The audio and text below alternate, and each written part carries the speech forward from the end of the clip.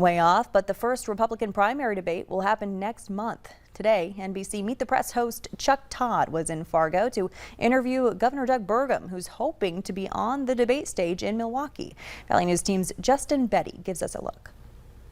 And in that tiny town where I grew up, you didn't promise things you couldn't deliver.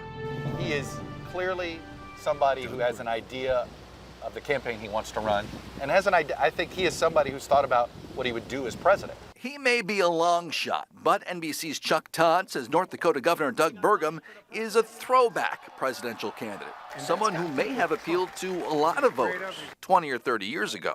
It is a very almost traditional, old school, limited government approach. We should unleash energy production. Burgum is focusing his campaign on the economy, energy, and national security, trying to avoid culture war topics like the transgender and library laws he's had to weigh as governor. It was fascinating, the conversations we would have about the bills he signed into law that he was uncomfortable with on the cultural side.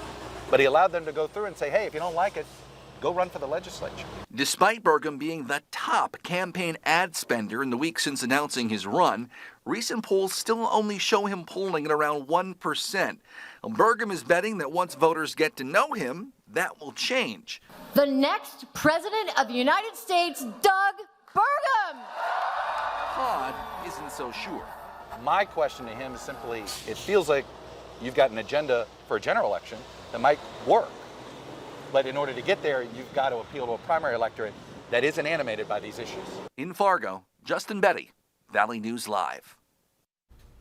You can hear Chuck's interview with Governor Burgum this Sunday on Meet the Press on KVLY. A Fargo woman had a rude